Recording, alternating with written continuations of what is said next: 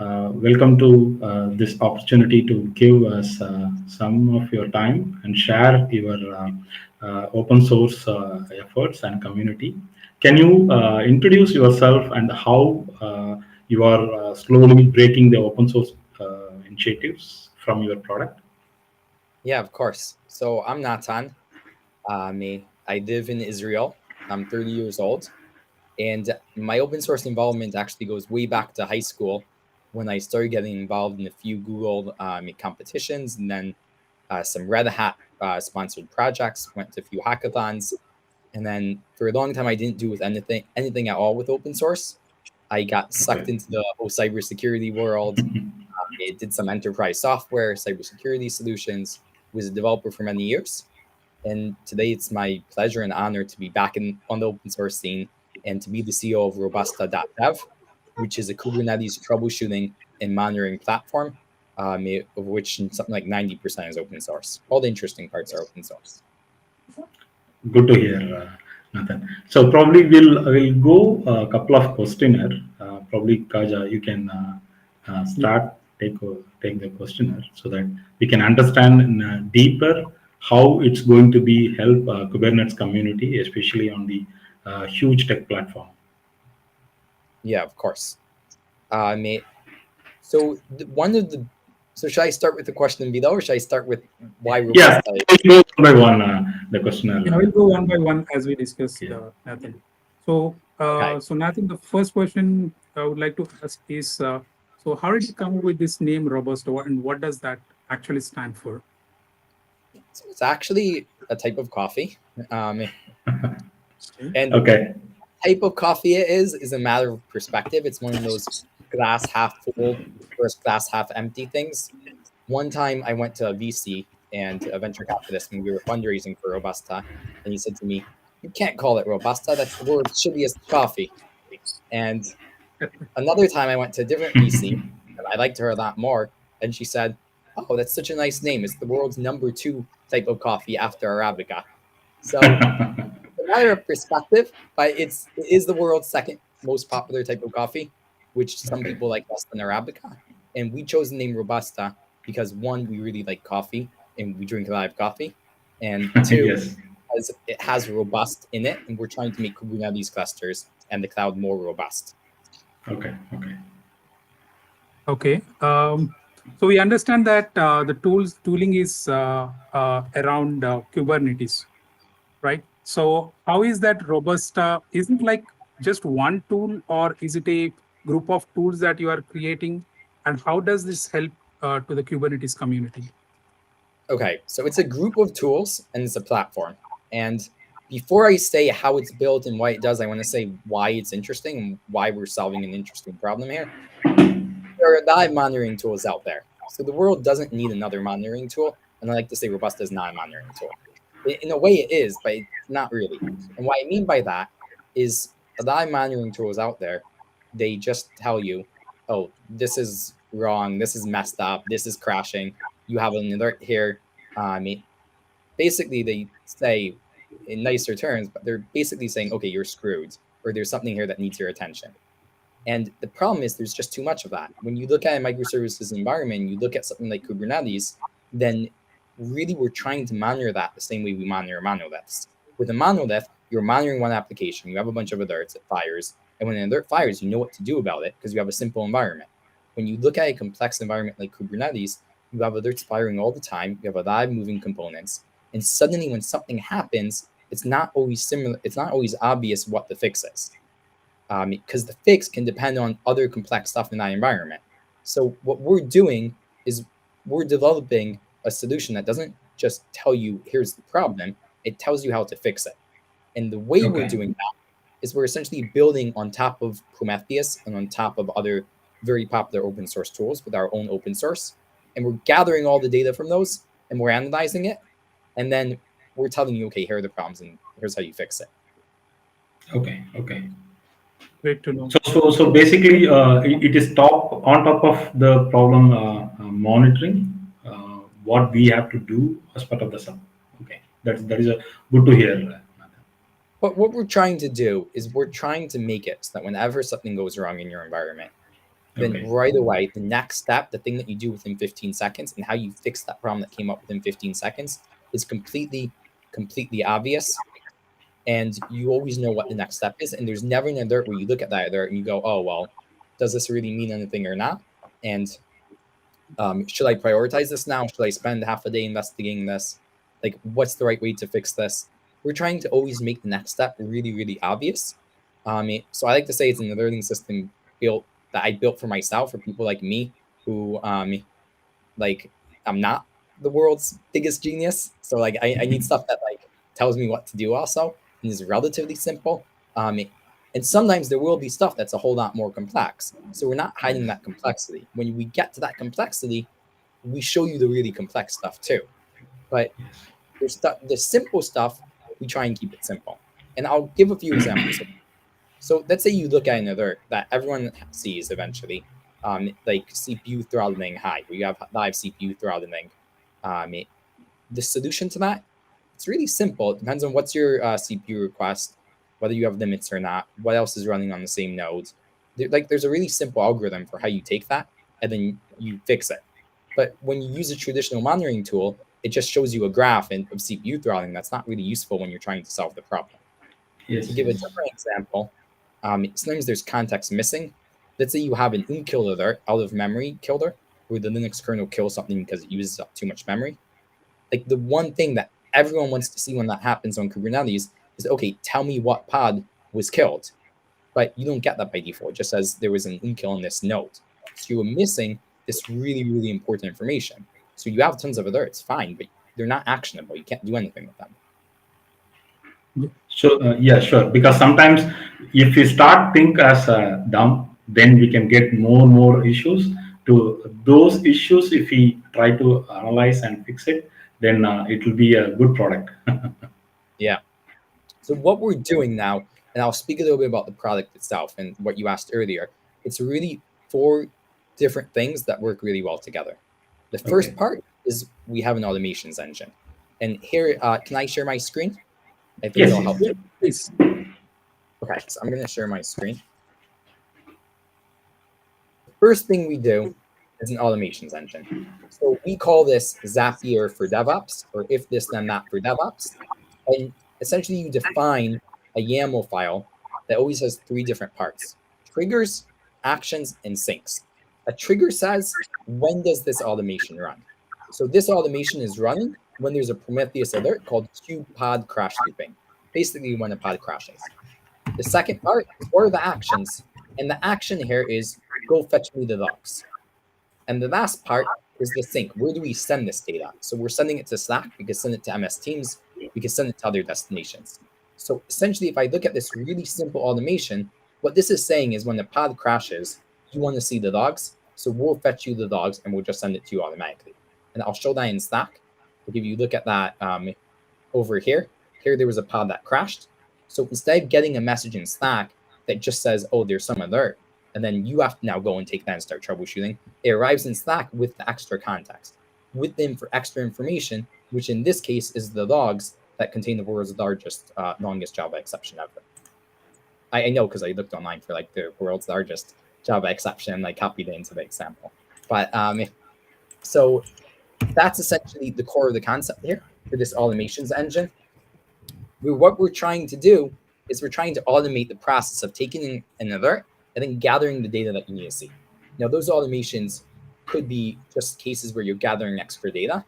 They could be cases like over here where we're putting in a button in Slack that actually lets you fix the issue to update the map, because when you reach the maximum and you can't scale anymore. They could be examples where we're really analyzing a specific alert and we're saying, okay, is this a false alarm? If it's a false alarm, it's a false alarm under these conditions. And we're essentially running a decision tree on this to try and understand why it happened and then give you buttons with the bottom line. So there are lots of different automations here.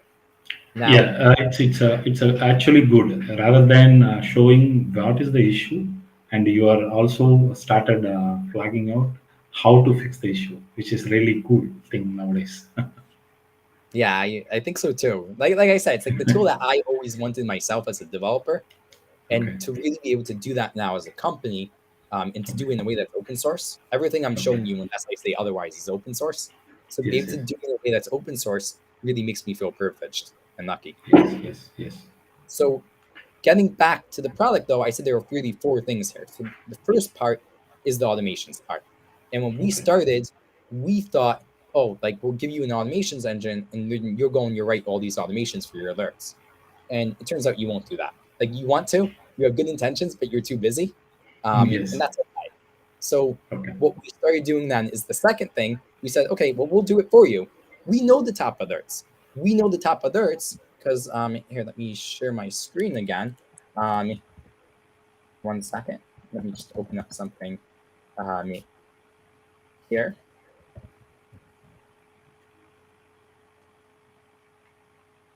Okay. Okay, we know what the top alerts are because a lot of people are taking their alerts from the Kubernetes operator, sorry, the Prometheus Operator project, for example, from Prometheus stack. So we know your alerts because a lot of people are just using the same set of alerts. Or there are people who are taking their alerts from awesome Prometheus alerts. So we know what your alerts are. And beyond that, we know what live common alerts are and live common errors are because a lot of them are just universal to everyone on Kubernetes, like crash loop back off, like an kill. So we have some assumptions about where you're getting your alerts from. And when we're wrong, you'll have to write those automations yourself. But when your alerts are the common alerts, they're the alerts that everyone is using, we just wrote the automations for you. So you install Robusta, you connect it to your Prometheus, and right away, out of the box, we just tell you for your alerts what to do and why they're happening, because we wrote the automations for you, so you don't have to configure anything. Okay. That's two. And I'll add on here, this is like part 2 bonus. Some people don't want to install Prometheus and Robusta separately, so you can install them together. And we want to be the best way to install Prometheus on Kubernetes with the Prometheus operator. It's just like one bundled package, all the open source, and you get everything, and it just all works out of the box. Okay. That is going to help a lot, Nathan, to the community. Setting up alerts just kind of sucks, and like it's gotten to the point where if you're on GCP, I can tell you what your alerts will be. I can tell you like you're going to have kube scheduler down.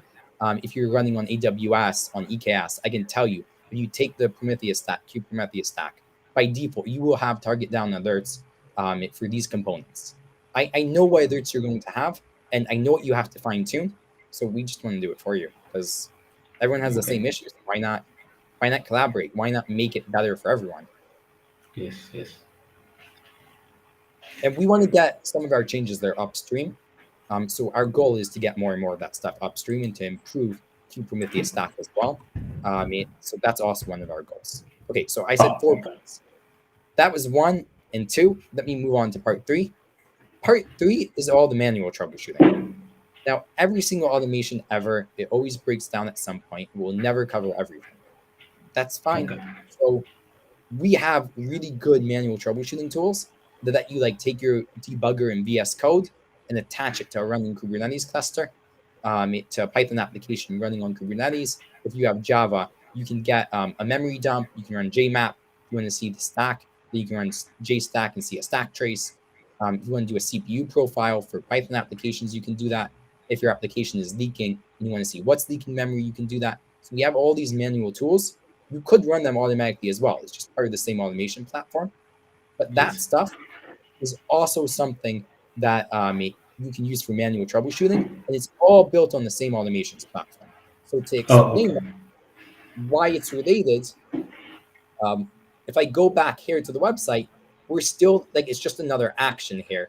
But instead of gathering logs, it attaches a debugger, or it runs a profiler. And you can find details about that on our website. For example, on Python debugging, we need to add the one on Java stuff too. We just released that today. But there's a lot of videos here that show you how you can attach a Python debugger, for example, to an application running in your cluster. So we're trying to make the manual troubleshooting part suck less as well. Okay. Yeah. Actually, even though there is you said is correct. Even though we have many tools for all purpose, but during the issue or downtime, people will not think to what to do. So that is where I think it's going to help a lot to the community. Can I tell you a dirty secret? but maybe edit it out. Yeah, go ahead. Nathan. So no one knows the secret. No, I'm just kidding. Exactly. Even if you know how to solve the secret, but during the shutdown time or issue time, our mind will not work out.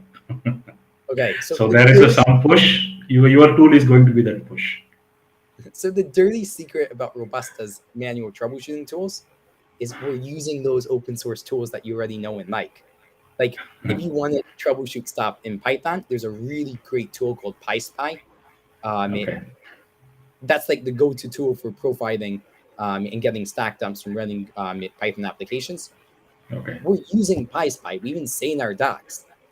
Just the annoying part is like, how the hell do you run PySpy on Kubernetes and get it to attach to the right pod and give it the right permissions? Like, there's a lot of annoying stuff around that. We're just doing the annoying stuff. But under the hood, we're really using PySpy. When we do that job of troubleshooting, we didn't invent anything. We're just running tools from the JDK. We're running JMap and JMap, the standard tools. We're just handling the annoying parts and getting them up and running because like your pod doesn't have those tools inside of it. And then you can use ephemeral containers only on certain Kubernetes versions. Like we're doing all the annoying plumbing. I want to someday come up with a t-shirt that says like Kubernetes plumber, but that's what we're doing. We're doing the orchestration. We're making sure the right tools are usable on Kubernetes easily, but we're not inventing anything. Our debugger, it's not our own debugger. It's just the Visual Studio Code debugger. So that's the Okay. dirty secret. Okay. Okay. Can you show some demo of your tool, Nathan? Is it? Yeah. So I'm gonna demo. First the stuff I spoke about up until now, and then the Yes. fourth part is the commercial platform as well, and then I'll show a Yes. little bit of that as well and what it Yes. adds Yes. on. And even though I say commercial platform, you can probably really use it for free, Yeah. especially if you have a small scale. So let me give a demo.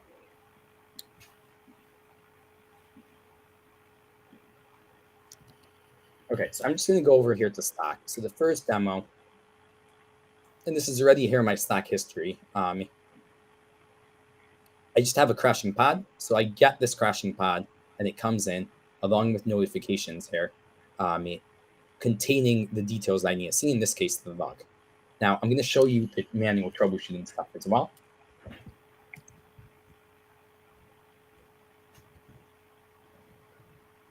Let me just run kubectl get pods. I'm getting a list of the pods in my cluster.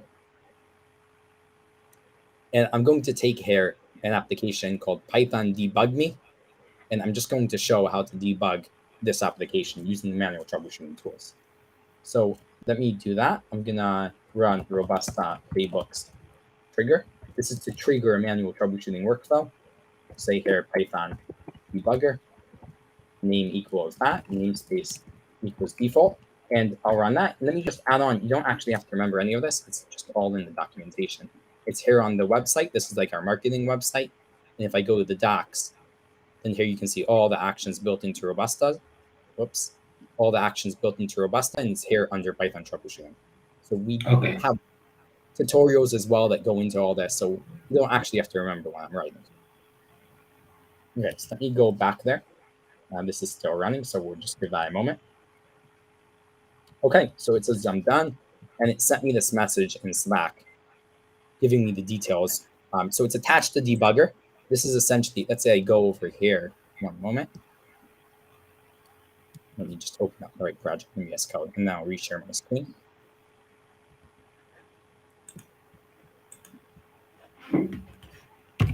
Okay, I'm sharing my screen again. So let's say I go over here now, and this is in VS Code.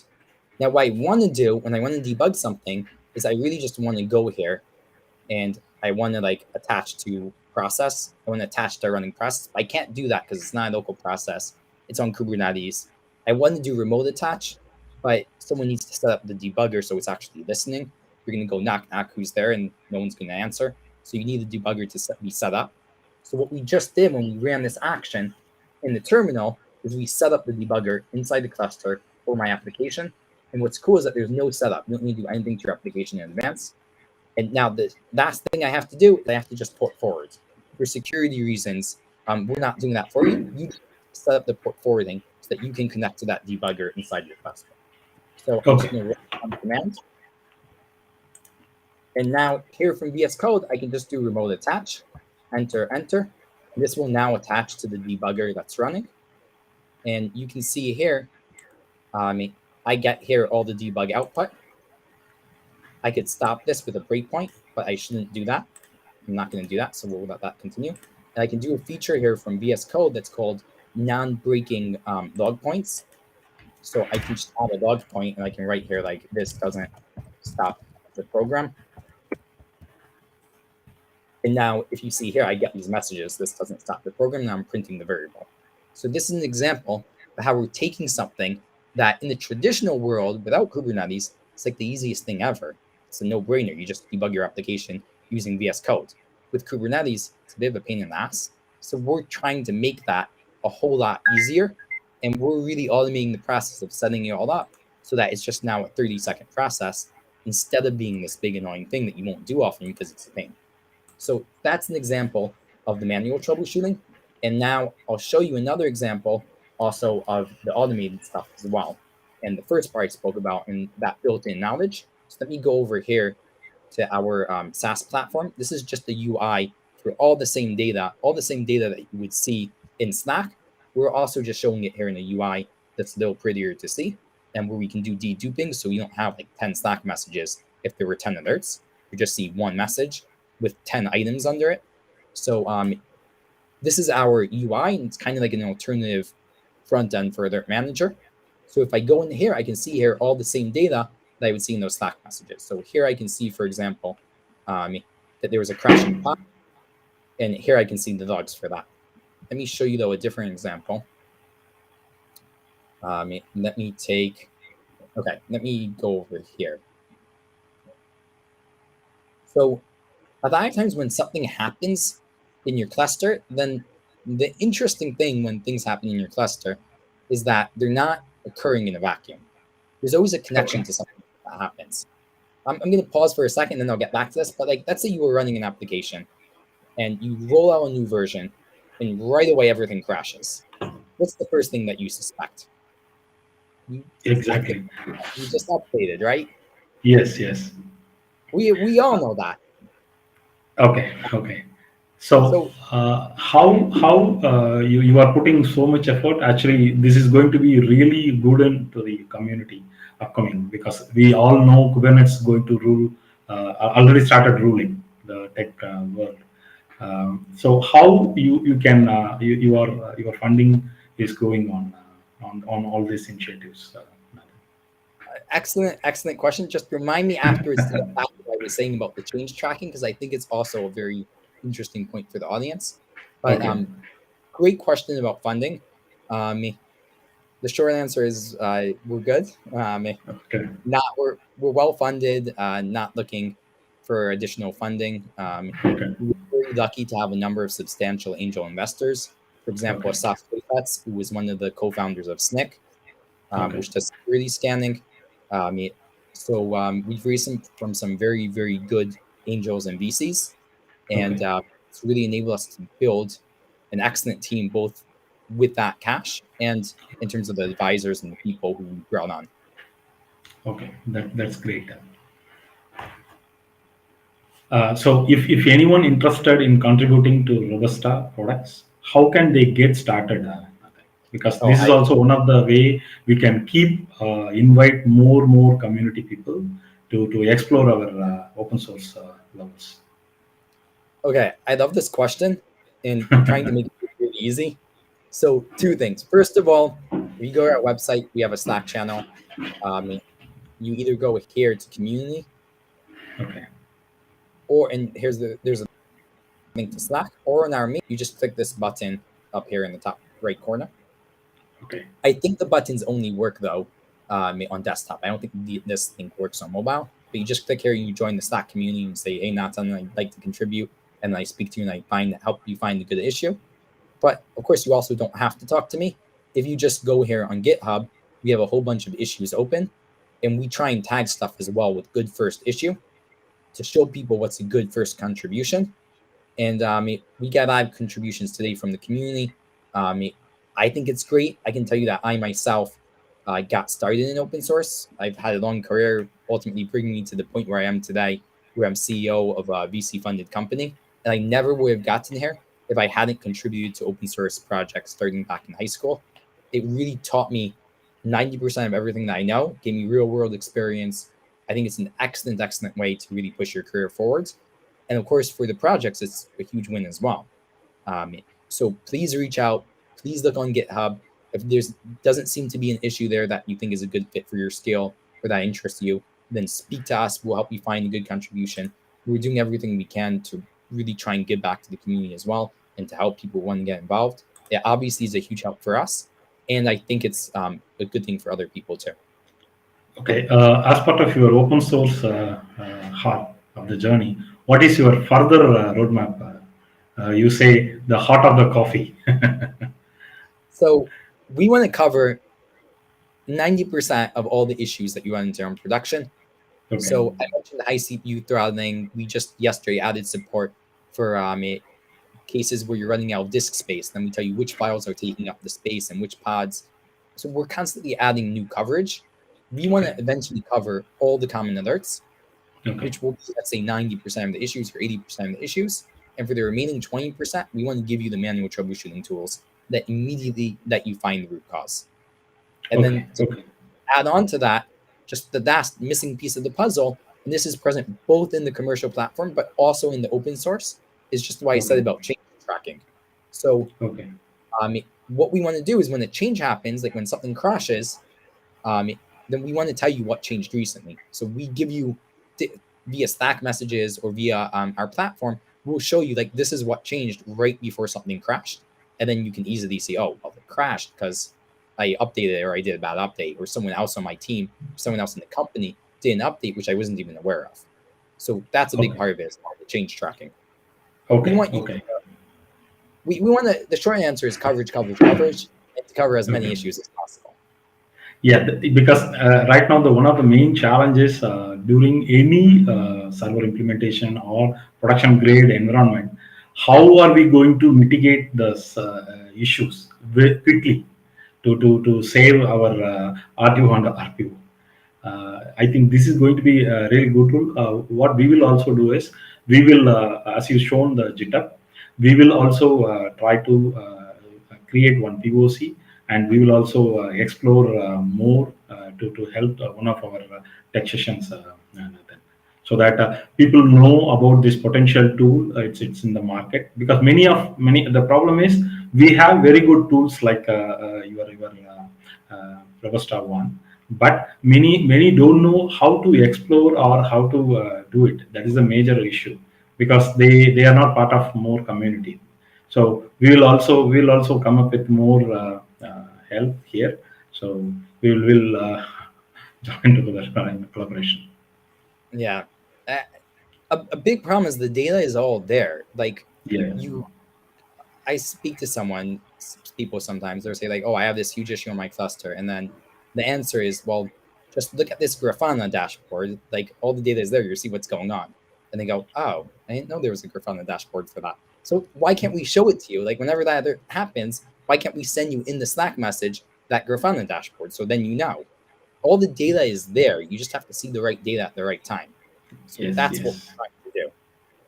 And let me just add on, a big effort for us at the moment is to stress test Robusta. We're already running on some very large clusters, but we want to get more experience with open source on larger and larger clusters. So if anyone installs Robusta on a cluster with at least 10 nodes, then we're handing out free t-shirts. Okay.